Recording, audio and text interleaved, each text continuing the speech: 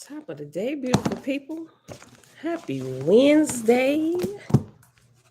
It is February the 8th, 2023, day 328 of year 4 of reading through the books, laws, and prophets. Another 4-year consecutive day count. It is day 1347. Today we pick it back up in the Romance of the Red Star, which is another name for a waspy. On page 27 with chapter 11. And then Big Blue. I don't know why I don't just had this together. I gotta keep opening it up. I don't even really think about it till I go to read it. Like seriously. And now came same thing, page, but it's page 26. Page 26, chapter 11. It's running close. The starting page. Although Big Blue is so much bigger than this small little book, the pages are almost running consecutively. Okay. And then we're going to hop over to the Field Guide to the Spirit World, which we didn't get into yesterday. Picking back up in the last chapter, chapter 11. It's called, not releasing. I keep saying releasing. It's freeing. Yeah, freeing the ghosts. And Field Guide to the Spirit World on page 244. Father, we thank you for clear vision. All right, beautiful people. Vinette, shalom, supreme bright others, shalom, shalom, Shebrew, hey girl, hey, all praises to the creator. Elijah, peace and blessings. Ema, shalom, shalom. And everybody else already here hanging out in the background in both places, Facebook and YouTube. Top of the day to you. Let's get started right away, y'all. Because we got to finish on time, and I want to make sure we get through 2 books today. All right, so page 27, chapter 11. And now came the long journey across the ocean, and God said, "Great is thy wisdom, O Jehovah, in the divisions of waters. These barriers provide nations against nations a refuge. Thou hast made beyond the waters, and the evil man cannot pursue. But greater still are thy spirit oceans, O Father. The spirits of darkness cannot cross over, and the spirits of newborn people are not contaminated." And we actually read a little bit of this. We got to like the end of the second paragraph. Towards the end of the second paragraph, before I stopped, we started talking about the Hebrews, the Israelites. And then we literally just took that to the end of the video yesterday. So, but greater still are thy spirit oceans, O Father. The spirits of darkness cannot cross over, and the spirits of newborn people are not contaminated. Thou far-seeing, thou bestower of thrift into the hands of thy gods and thy lords. The master of the ship provided well for the journey, and presently the vessel of fire sped over water, high above the clouds that cover the ocean. Onward to the bleak and desolate west, on the far-off coast, the Lord of the land of Thori, remember Thori is another name for the Americas. The Lord of the land of Thori stood, stationed in a ship to welcome God to the great west lands. And this was the land called by the angels in aftertime North Gautama, signifying the meeting of nations and the dawn of Cosmine. God came down out of the ship and stood on the land, and a light of Ethereal flame descended upon him. And Jehovah spake out of the light, saying, "Hear me, O my son. Hither have I brought thee. This land is the last of the circle, even as Waga is the first." Waga is another name for Pan, or a lot of people know it as Pan, the island of Pangea or whatever, but it's sunken. It was there. It's a real thing. This land is the last of the circle, even as Waga is the first. Behold, when the earth is circumscribed around about with such as choose me, I will come hither with a great awakening light to the souls of men. Clearly, that's happening in our day. We're waking up from the lies of the religions and the strong delusion of not just Christianity, but all of them, right? It's time to grow, take responsibility for ourselves, and grow to levels of spirituality that we haven't seen in not never in our lifetime for real, ever. On this land will I finish the dominion of the self gods and lords on earth. Through thee and thy lords will I now lay the foundation for my kingdoms on this land. On this land will I raise up a people who shall be the fulfilling of that which the Ehings of Waga profess. For my chosen shall come out boldly against all dominion save mine, even Jehovah. Look over this land, my son, and provide unto the time of Cosmon. My prophets shall foretell thee what shall happen.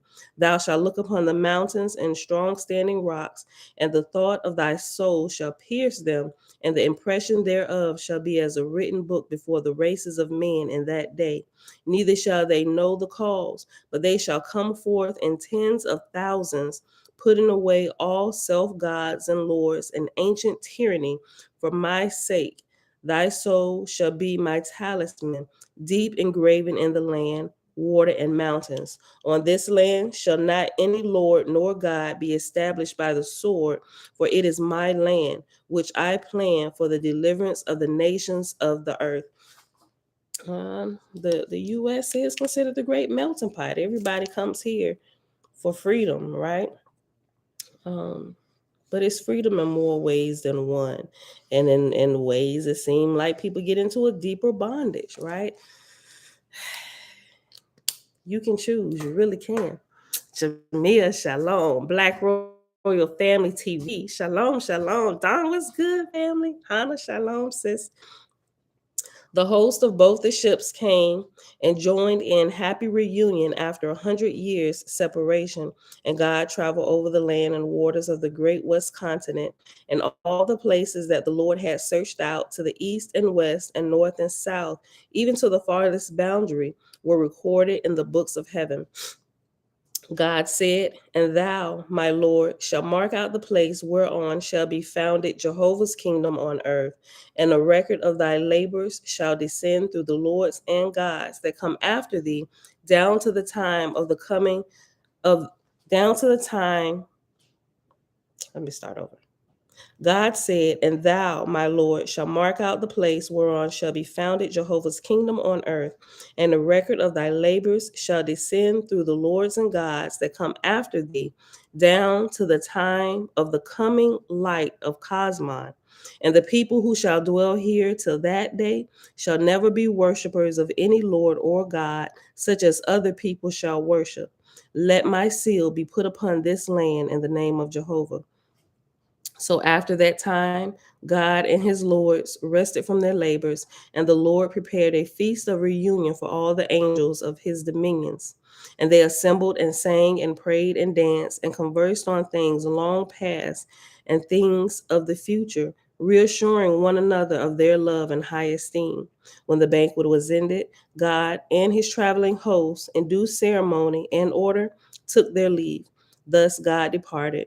And when the ship of God was raised up under way, the voice of Jehovah came to God, saying, steer thy ship, my son, around over all the other lands and islands and waters of the earth. Go down to the earth, that thy recording angels may witness the affairs of men and all the places I created on the earth. Thus God visited all the places on land and water, even where man lived not, as well as where he lived, and the angels made a record thereof in the books of heaven. And the time of the journey and the visits of God to the places of earth and her heavens was 1 year and 7 days, and his visit to the Lords was completed. He sent messengers to Horeb, announcing the time of his coming, and he then set sail thereafter. Chapter 12. When it was known in Horeb that God was about to return, Haja put all things in readiness for God's reception, and there volunteered 10,000 musicians and 5,000 bearers of banners, 1,000 marshals and officers of the throne, and 100,000 receivers to go part way and meet God and his companions. And Haja granted their prayers, and they started at once, being the most majestic host that had ever yet gone forth in the lower heaven. And when they were of a little way off, God and his ship of fire approached in heavenly splendor. And the marshals met him and laid hold of the Haniv of the ship, whereon all the hosts did in like manner, save the musicians who sang and played. When they drew near and entered Horeb, Haja broke down from his high estate, running to meet God as a child would run to its father. And when the multitude saw this, they also broke loose from decorous behavior and gave full vent to their outbursting love for God and his host. And all the people came running as a tumult and rivalry of rejoicing. After a short time, God and Haja turned and walked to the throne, and Haja took his place, and God sat on his right hand, and order reigned. Haja said, "In thy name, O Jehovah, I welcome back thy first God of earth to the kingdom thou hast bestowed upon him and thy sons and daughters. As much as he glorifieth thee by his labor and by his wisdom and love, so do we honor him in thy name and for thy glory." God said, "In thy name, O Jehovah, do I return to these, my loves, that I am returned. I glorify thee, O my Father, that thou hast made me to rejoice is the glory of my life." And now a great light gathered around the throne, so that many could not look thereon. And the power of Jehovah came upon Haja, and the voice spake through him, saying, "This is again thy throne, O my son. Thou shalt finish that which I put upon thee. Thy people shall learn the manner of my kingdoms, and know that even as I make all, so do I rule over all. Hang up thy traveling garb, my son, dismiss thy traveling host, and resume thy seat on the throne." The voice departed. Haja rose up and stood aside, and the light fell upon God, and he resumed the throne and was held by the multitude in Jehovah's name. God said to Haja, "Because thou hast prospered my kingdom with power and wisdom to superintend all matters that are not direct with my lords, behold, this day I have set apart as a new day in heaven and earth, because on this day the sun taketh its course for the hiding line, and it shall be called the New Year's Day. And from this time forth, it shall be the day of relief watch in Horeb, and ye shall proclaim it throughout heaven and earth to all who serve Jehovah. The kingdom of Horeb has so increased that we must enlarge it, and the council shall be called Moab, and it shall be an assembly over all councils below it. And Moab shall no longer deal with the affairs of individuals, even though they be lords, but it shall have dominion with the cities and kingdoms of heaven, and with judgments and decrees. But in all manner of less degree, this my son Haja shall have dominion. And thou, O Haja, shall build thee a house in Horeb near this throne, and it shall be thy place of heaven. And it shall be thy place of business. Chapter 13.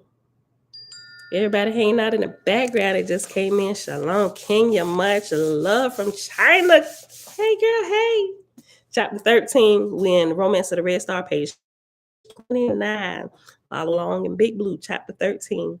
So God enlarged the place of Horeb and built 1,000 more pillars of fire, enlarging the circle and otherwise making it a place of splendor. And God called together the recorders of heaven and bade them select 100,000 new members for the house of Moab, choosing them from the highest on the list. God said, "In this case, seek not the most learned, nor the most prayerful, but choose ye such as rank highest in the assimilating." Hold on, let me start over. God said, "In this case, seek not the most learned, nor the most prayerful, but choose ye such as rank highest in assimilating to Jehovah and to their fellows, for such are the first to become gods and goddesses." That's good, right? You ain't got to know everything. You ain't got to do everything right. But if your heart is pure and you focused in on Creator, like, I'm going to get this right. I'm gonna do it. I know I keep waking up late, but I'm gonna get it sooner or later. Just don't give up on me. Get them.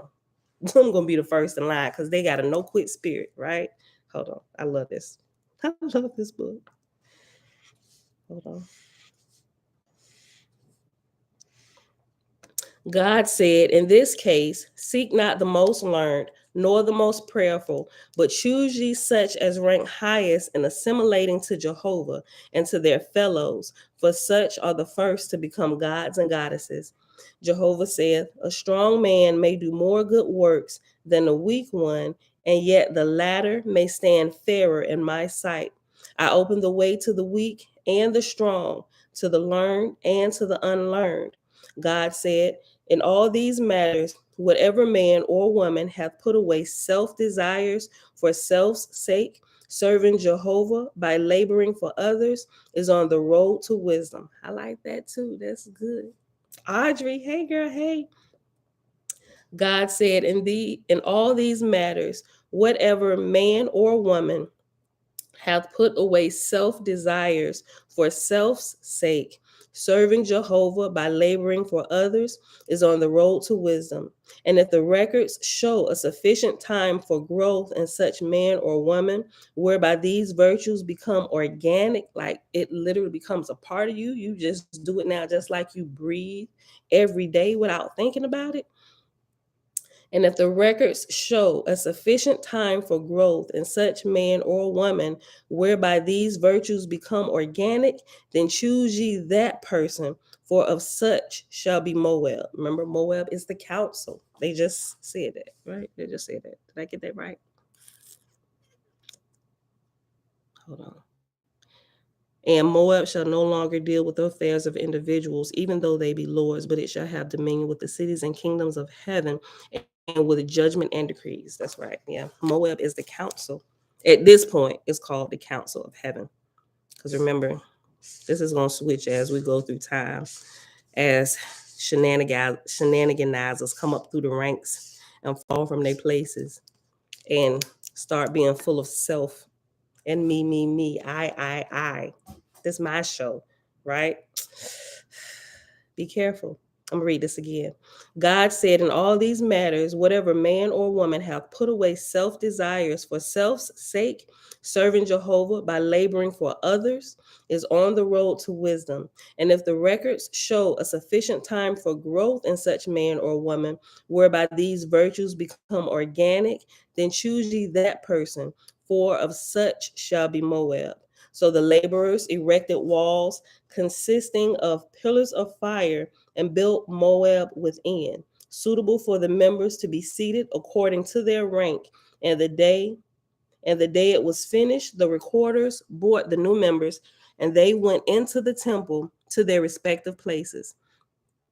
And when seated, God spake from the throne, saying, to thee, O Jehovah, have I built the house of Moab in Horeb, and by thy wisdom have I chosen the members thereof.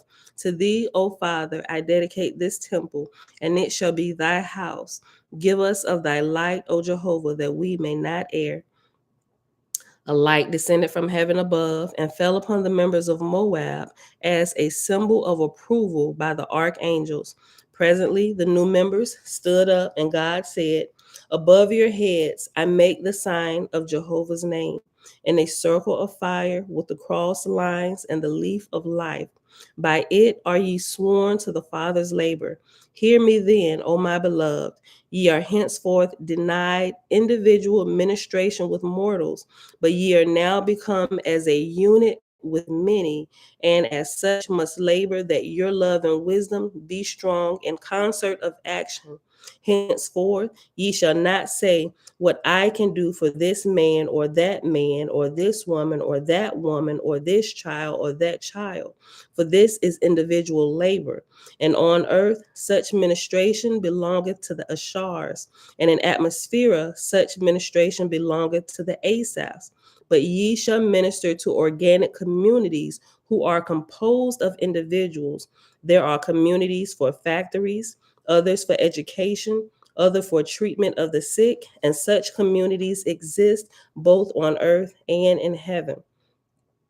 Ye shall divide yourselves into groups for this purpose, and every group shall have its special business in charge, and each group shall stand in Moab as a member of Jehovah's judgment seat. According to your talents shall ye divide and group together, choosing such department wherein each one hath the greatest wisdom and strength. Withdraw then, and thus complete your groups according to the rates my proper officers will assign. Let me just read it over. Getting tongue tied. Let's go back. Ye shall divide yourselves into groups for this purpose, and every group shall have its special business in charge, and each group shall stand in Moab as one member of Jehovah's judgment seat.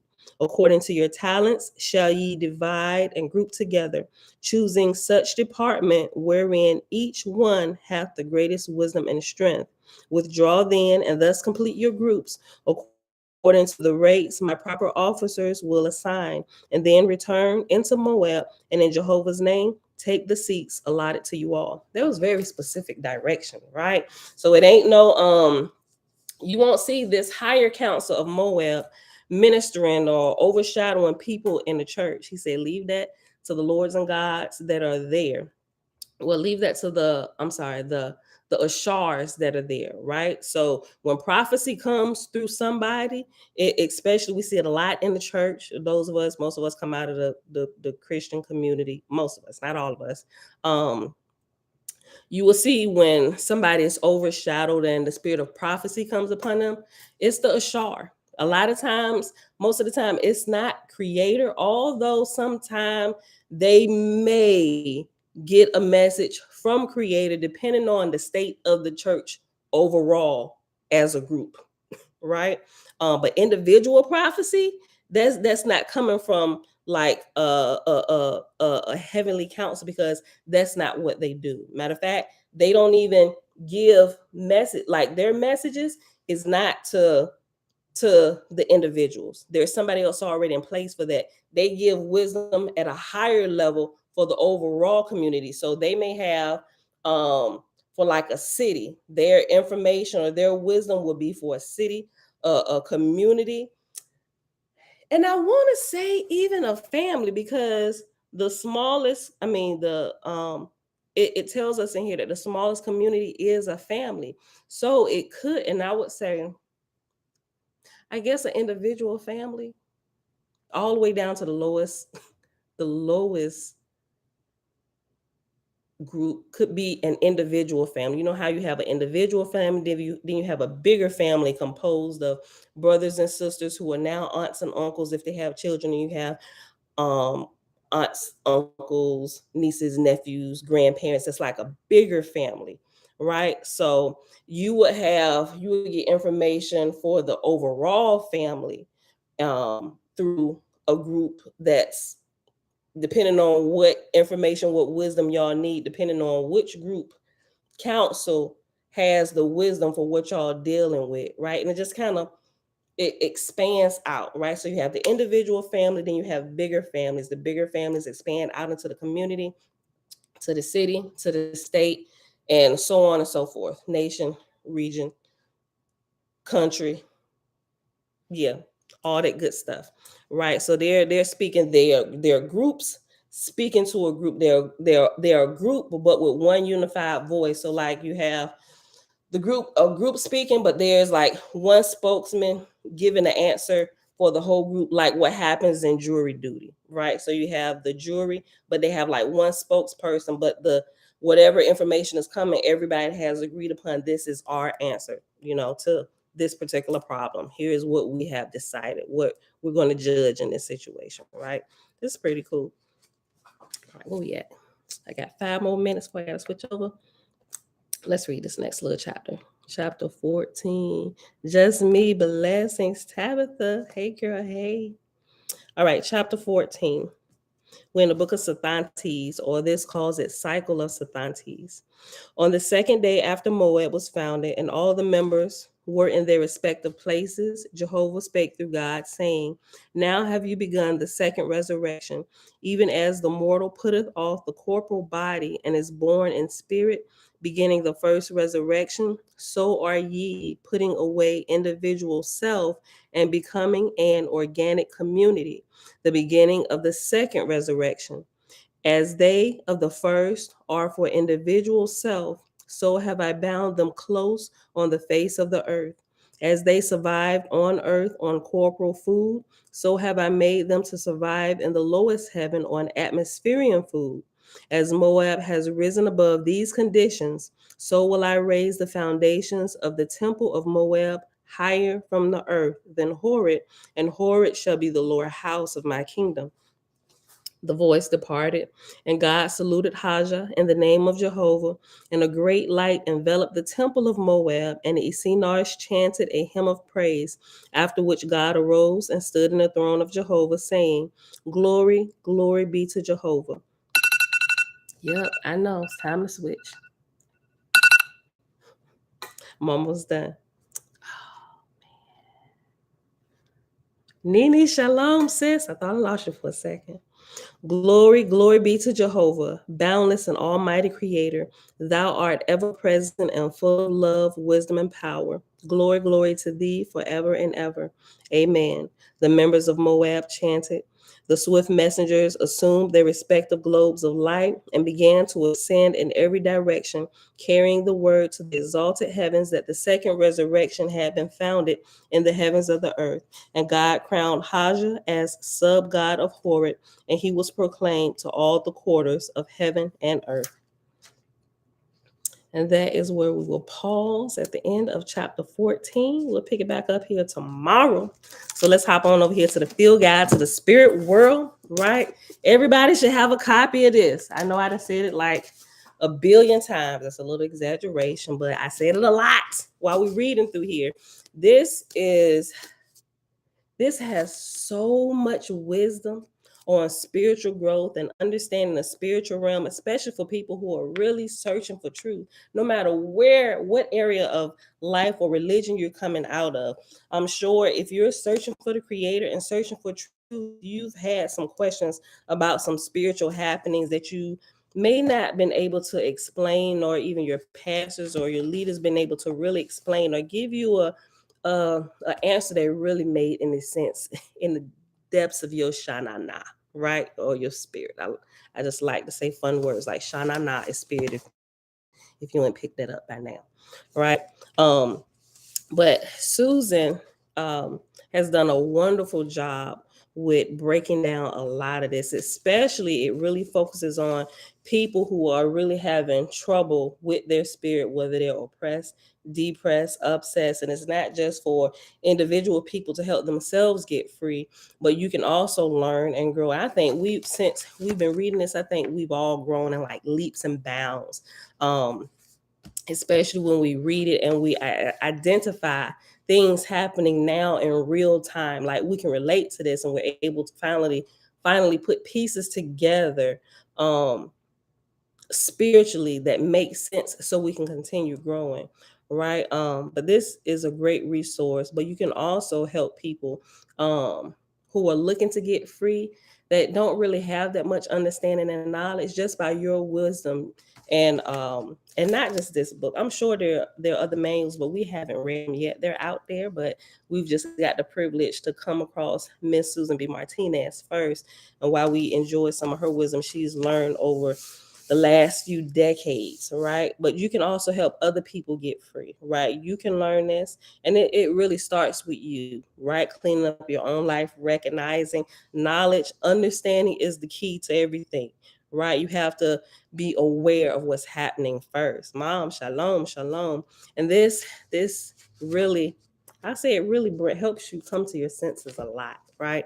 So if you have any kind of spiritual things happening to you that you don't quite understand, I would say start here, right? And I really come to love Owaspi with its the relevant wisdom And if you just tuning in and been hanging out in the background and still really don't know what OWASP is, if you go Googling, you got to be careful sometime, right? So we're trying to flood the algorithms with truth, with those who've actually read through it and not people that are just here to critique it and haven't taken the time to read through it. They're not diligent students. They're really not, because you can't give a real critique on something unless you've actually spent time going through it line by line, looking into the resources and actually really weighing it unbiasedly, right? And that's why we've taken every day for 6 months to read through it from beginning all the way to the end, line by line, not skipping a thing, right? So we can understand what's really happening here. And we've learned some wonderful things along the way, right? So even if you still cling tight to the Holy Bible, I mean, that's okay, right? But I would say pair it with Owaski, because Owaski gives you the history of all the religions before they got started and how the earth was created and how it moves in cycles and develops, but not just the earth, but also our bodies and how we move like in tandem with everything. It literally gives the history of everything that your Bible doesn't. The Bible just kind of picks it up at a certain point, and it just gives you like a couple sentences, maybe a full chapter how things were put together, the earth or whatever, day 1 through 7. But that's even kind of chopped and screwed, especially if you've taken time to read anything else other than the Bible. Just go back to the when ancient Babylon was ruling everything in Rome. You will realize that a lot of their texts have been taken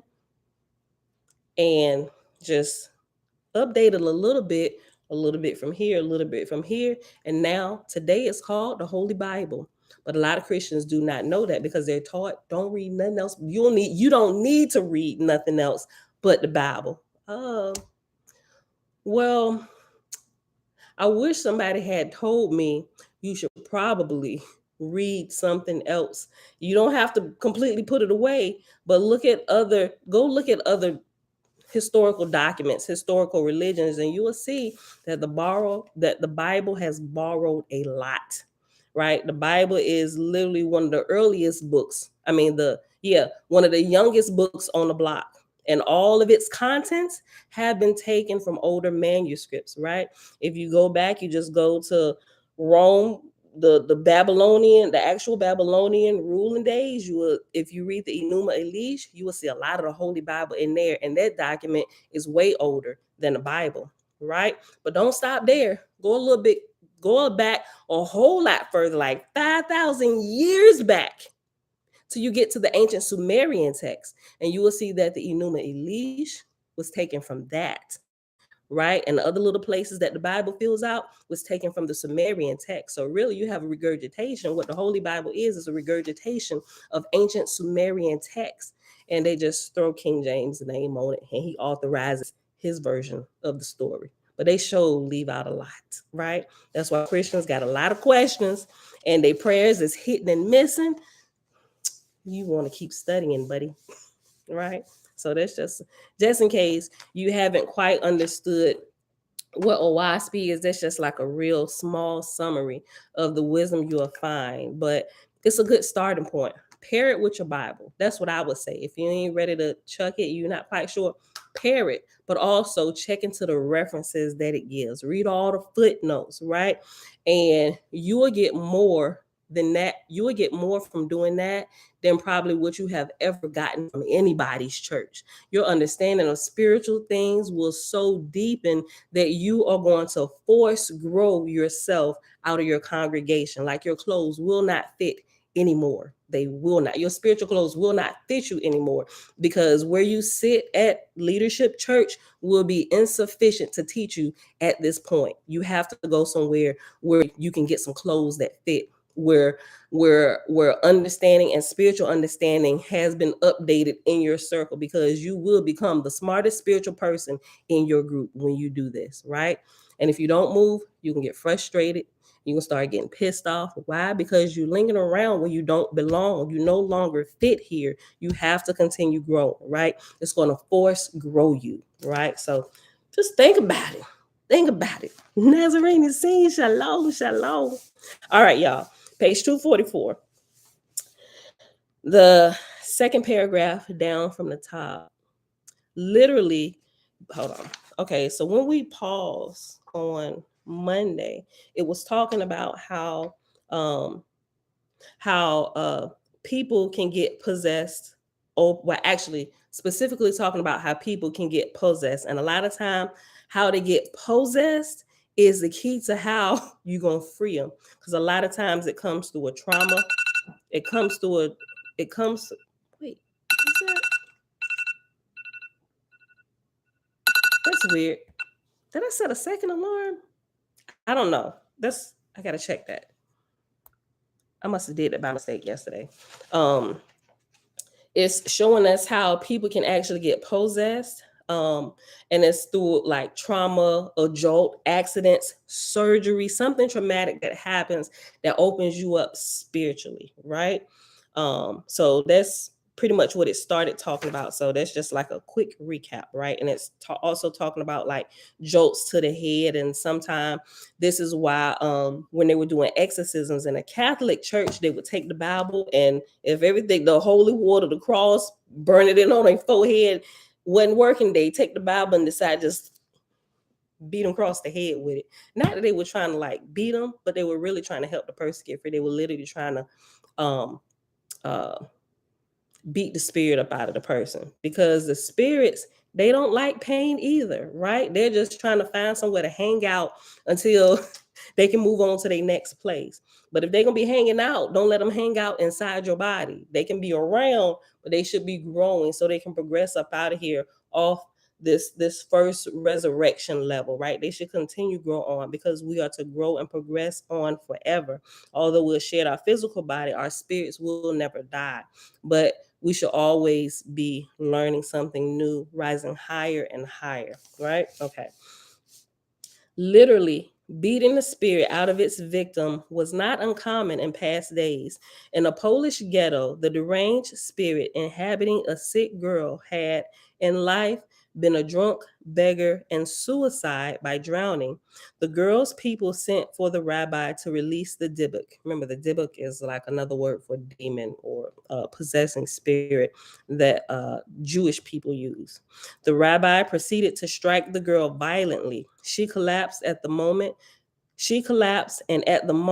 the spirit left through the window. The same method was used in Syria. A child was subject to epileptic fits. When he, quote, felt the spirit come upon him, the sheik struck the child a blow so violent that it made a wound through which the spirit came forth. End quote. Osterich, 1935, page 207 and page 212. We do not recommend this today, right? You're going to catch a case. You can find yourself in jail if the person die, right? If you deliver them and they bring you up on charges for harming their physical body while you're trying to set their spirit free, you're going to be in some trouble, right? So they were still kind of little, they knew it worked. And they, at that point, they didn't really have any other way to get them free. It's like, we just going to beat them up out of you, right? We're just gonna beat the devil about you, right? That's what they did, but you can't do that today. You can't do it. You can go to jail, or some family member gonna come back and get you. Maybe this is the genesis of the good old sobering slap. Hold on, that's got to be the title today. A good old sobering slap. Yep, that's gonna be our title. Maybe this is the genesis of the good old sobering slap. When one of Hawksworth altars got out of hand, Dr. Allison, quote, moved swiftly from his chair and struck him lightly on the forehead between his eyes with the open part of his palm. And there's an asterisk. And it says at the bottom, Ralph Allison is one of the few American psychiatrists who began treating cases of MPD. Remember, MPD is multiple personality disorder. Ralph Allison is one of the few American psychiatrists who began treating cases of MPD as possession by spirits. He says he actually was inspired by New Testament readings of Christ casting out demons. I'll go back up. It was a technique discovered by a Swedish doctor, Wickland, and it always forced whatever personality was in control of the body at the time to submerge, end quote. Hawksworth, 1977, page 232. On the serendipitous end of the same spectrum come a few stories of fortuitous dislodging. A woman bothered by a negative entity had run her car into a telephone pole, damaging it frightfully and herself somewhat. Yet the accident somehow shook loose her unseen tormentor. She has not heard from him since. S. Smith, 1970b, page 154. Best of all is the story of George, reported in an Associated Press story on February 24th, 1988. The headline read, Brian, brain wound eliminates man's mental illness. A 22-year-old man identified as George was driven to suicide by his severe washing compulsion, OCD. He put a gun in his mouth and pulled the trigger. Not only did he survive, but he was miraculously cured. The bullet had lodged in the left frontal lobe of his brain, performing a lobotomy. Quote, George is now at college and leading a normal life. End quote. I do not recommend that you do this, right? He just got to the end of his rope and wanted to end it all. But his it would say his guardian angel saw fit to make sure he lived. And we're gonna go ahead and exercise the spirit, right? Whew. A self lobotomy. Don't ever try that, please. If you're thinking about doing that, please go talk to somebody, right? Come talk to me. I may not know how to help you yet, but we're gonna find you somebody that do, right? Just hold on. Just hold on while we're trying to figure this out, y'all. Rappaport, 1989, page 9. Although the psych although the psychosurgical lobotomy pretty much went out of style, shock treatment remained in vogue as an answer to the quote bad spirits end quote of depression and other ills. Since this chapter is devoted to methods of spirit clearing, let us begin with this well-known strategy for accomplishing just that. ECT, excuse me, electroconvulsive therapy. Quote, after falling out of favor for a generation, ECT has returned to favor. Let me start over. Quote, after falling out of favor for a generation, ECT has returned to favor because of the growing recognition of drugs' limitations. End quote. Betty, 2012, page 31. The shock might come unbidden. In another accidental clearing, a psychotic patient came out of a car wreck, quote, completely sane, end quote. Dr. Edith Fiore, 1987, page 12.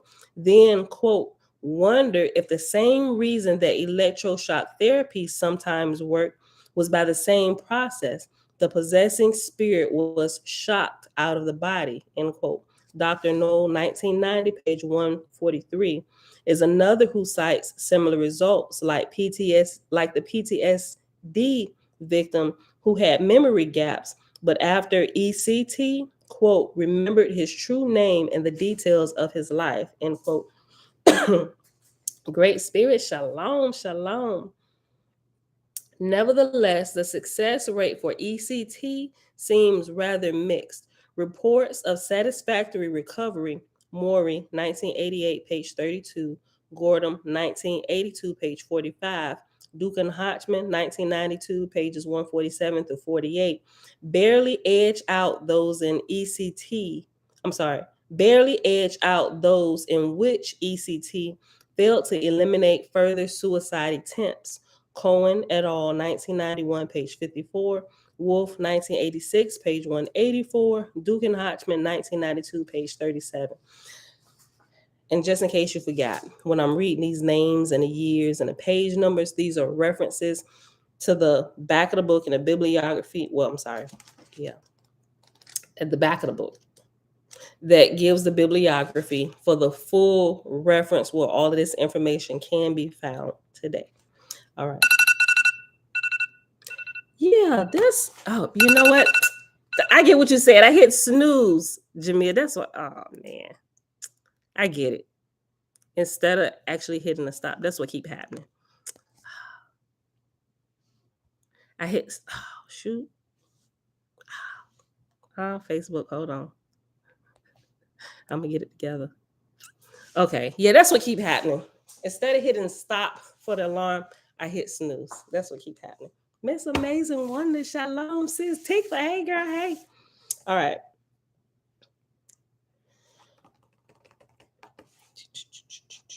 Okay. Even when there is improvement, it may not last very long. Why is that?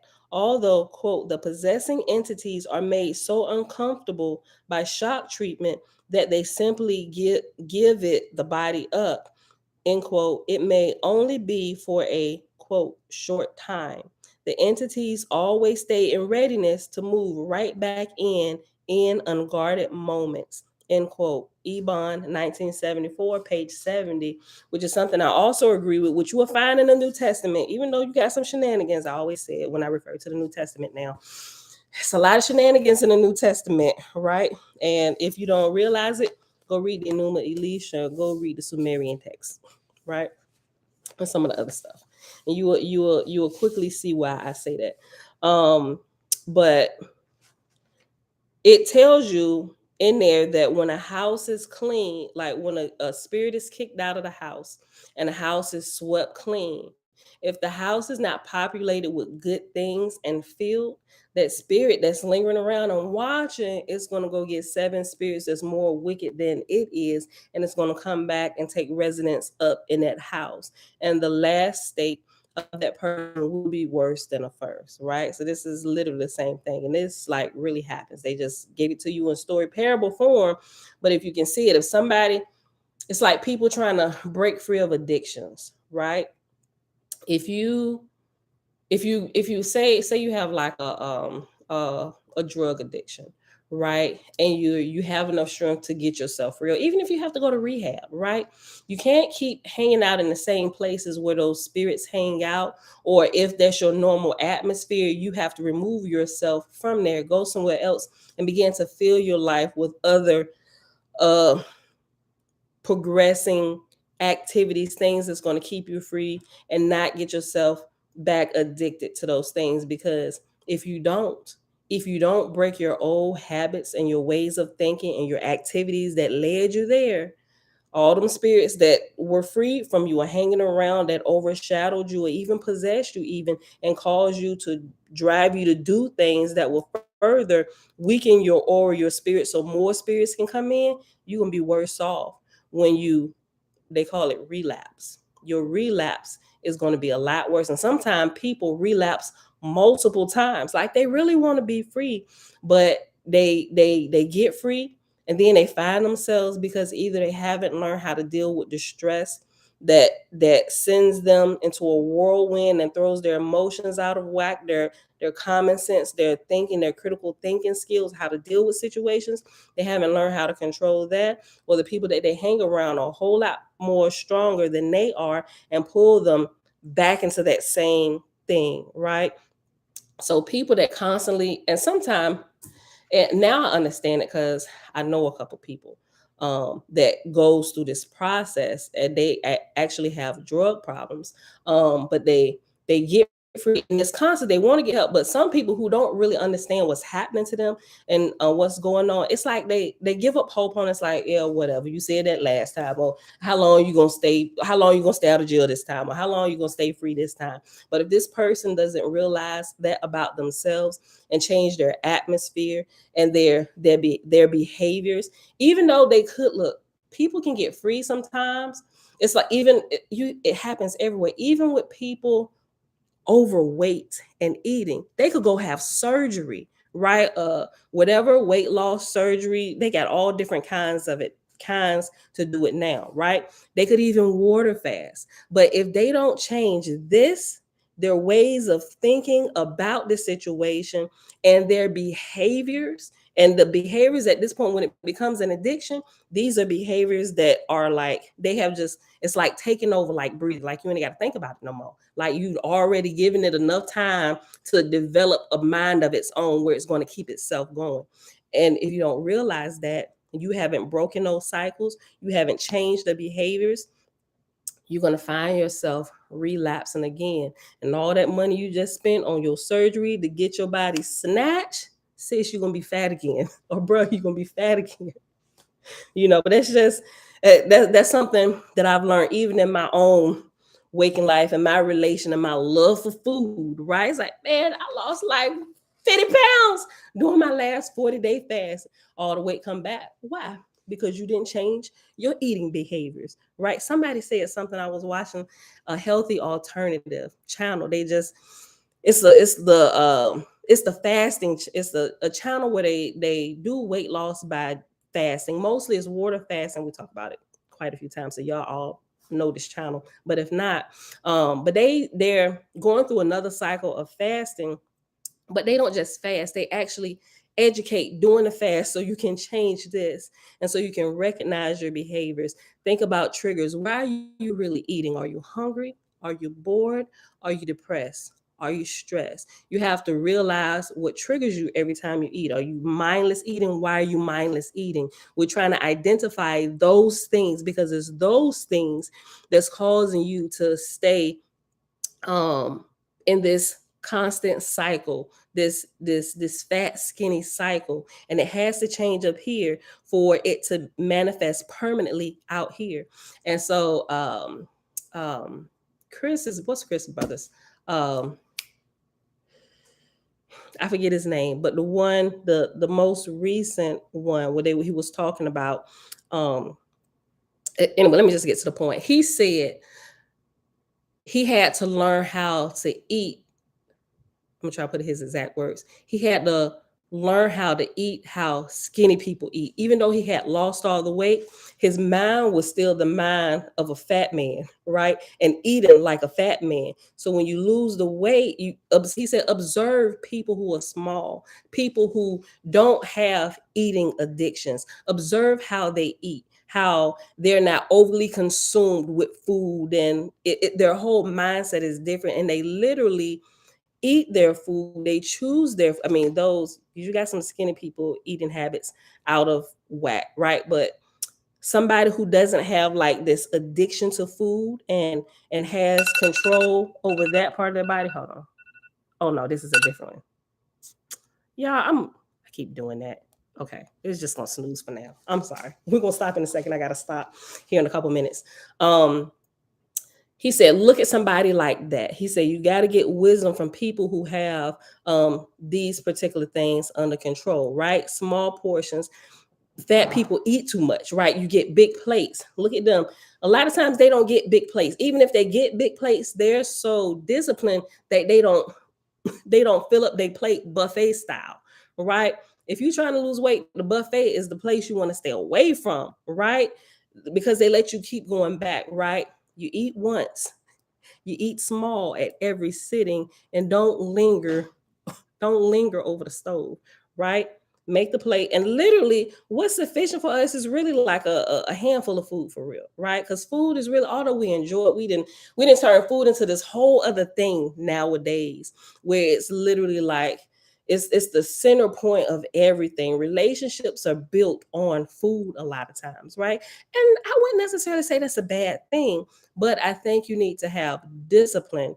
Otherwise, what was meant to be a blessing will become a curse to you, right? And every time you see family, food gonna be there and you're gonna stay fat. Now you can't control yourself during the holidays because you got to fill this plate up with all this stuff. It's like we had to look at all of these little details. And that's what I really like about this channel. It's really like they're really like a surgeon, and they use tools to help you really regain control over yourself, especially with food. Fasting is one of the ways, and that's just their expertise. Like this is their what we was talking about in Romance of the Red Star. This is a Moab. This is a council of people, not what individuals come, but it's a council of them now, and they come together and they share and they're testing things, and people are actually following advice from the stuff that they've done. They've actually written a book and manuals and how to even prep yourself for fast, whether you're going to do a juice fast or a straight water fast, even a dry fast. Everything, you should choose it not based on your emotions, but what you're trying to accomplish, and they help you break it down in steps. You can't lose all the weight overnight, right? Let's understand it. We got to deal with this first before you lose a pound, because even if you do, it's going to be a fluke for you because you ain't going to be able to maintain it. We want to help you to maintain it. And that's why I absolutely love that channel. It may take a little while. You may have to watch. I've been following for a few years, right? And I'm still trying to get my mind under control and my relation with food, right? So I'm just like, but that habit and that addiction is no worse than somebody with a crack addiction or heroin addiction or a sex addiction,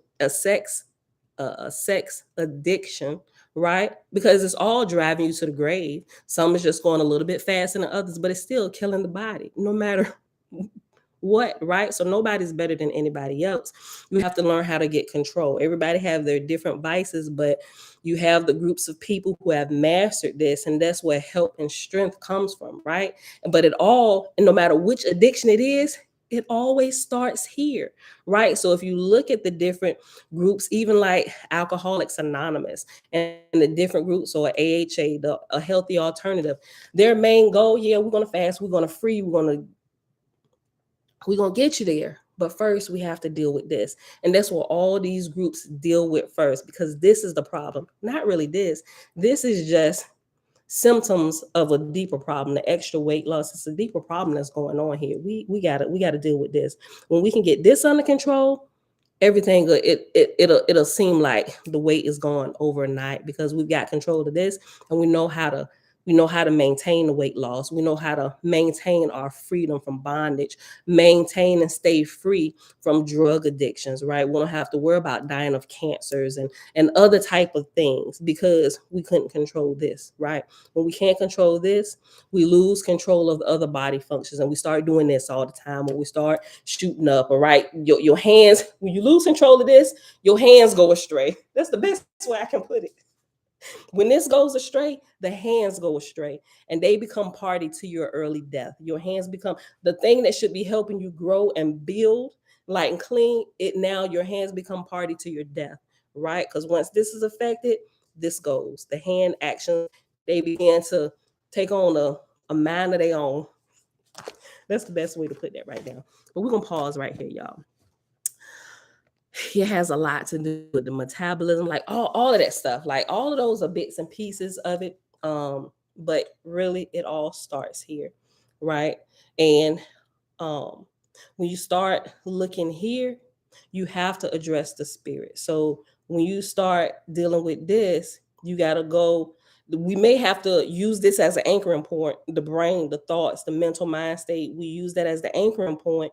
But once we get this anchored, we realize before we go any further, we have to deal with the spirit. We got to deal with some internal things, right? So, which is why, like, people who are, and we talked about it before, OWASP gets into it. People, workers in hospitals, deliverance ministers, you should really not just be skilled in your line of work or your expertise, but you really need to be skilled spiritually, because that's what people need to be whole and set free on all levels. We need the spiritual deliverance as well as the physical. And we were created for those to work in tandem at all times. There should never have been a separation with our spirit. I mean, clearly, y'all get what I'm saying, but they should grow together. They should grow together, just like the spirit of a child as it grows with their body, unless something medical happens where their mental mind state is stunted. If their mental mind state is stunted, their spiritual mindset and state will be stunted as well. Just observe by looking at people. Look at small children. Look at the spirit behind children that they operate in when they're playing. They're innocent, and as they grow, as their body grows, if they're healthy and whole, their spirit will grow too, right? So it's really interesting. Like, since I've been reading OWASP, just really observing life around me, even in my own household, with looking at my children and the growth and the different levels, it just takes on a whole nother understanding. And I'm just like, wow, every single day. Like, seriously, every single day, I'm amazed. All right, y'all. Truth is around us in plain sight all the time. And the Father has made everything to where it could be a teacher for you if you would allow it, right? So that's it for today, y'all. It is Wednesday. Let me put my marking spot. I just closed it without marking it. Hold on. College, normal life. Nope. all the way down. Yep, right there. Okay. At the bottom of 245. Okay. 245. I always go back at the end of the video because I'll never do it right when I'm done, which I should. It's page 30.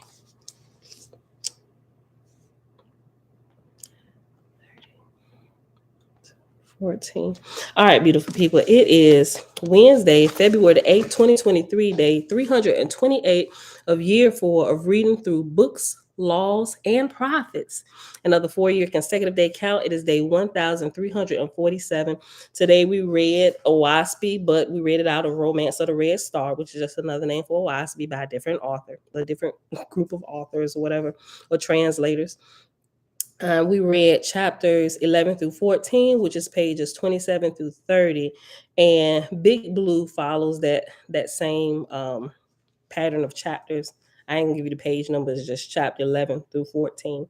And then we read a little bit more of the last chapter, which is chapter 11, Field Guide to the Spirit World, pages 244 to 245.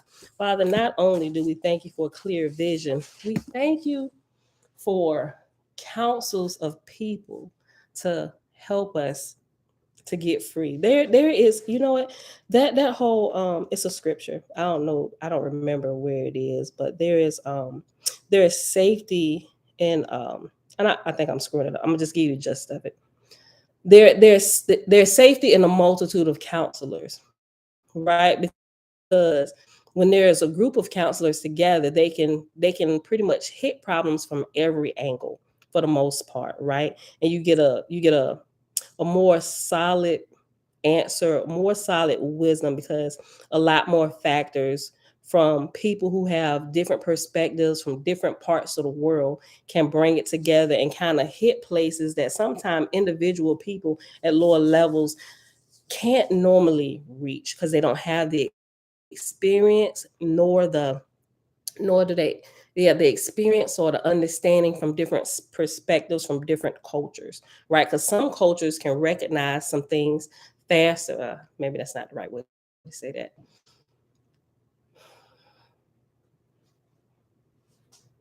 There's just different expertise that comes from all over the world where you can take and apply the principles universally, right? But some things is clearly seen in some cultures than they are in others, right? So it's just wisdom from the inside and people from the outside looking in, being able to frame proper perspective, right? Being on a lot of time, being on the outside looking in, we get the wrong. We see what we see, right? And what we saw, we can regurgitate to you, and it is a stated fact. Yes, this is what happened.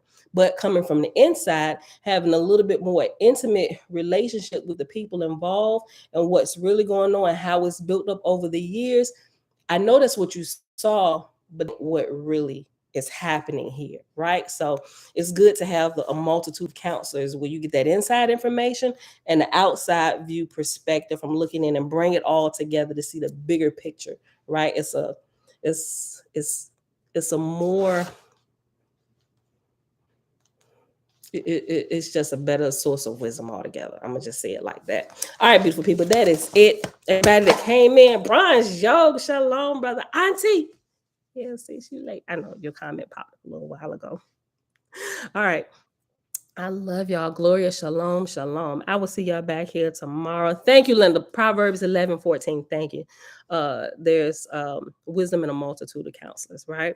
But thank you all for hanging out. I love y'all. I see y'all back here bright and early tomorrow morning, 6:15 a.m. Eastern Standard Time. Thank you. She put the whole scripture. It says, where there is no counsel, the people fail, but in the multitude of counselors, there is safety. Thank you. I love the book of Proverbs and Songs, but yes, I still refer to, like, I grew up on the Bible, right? It still has a special place in my heart, but now I look at it from a perspective of truth and higher understanding from my research and looking at other manuals and stuff. So it's still right up in there, right? There's wisdom that you can't deny, even though the wisdom has been borrowed from other manuscripts. Other people may not be familiar with those older manuscripts, but if it's there, I'll point it out to you, right?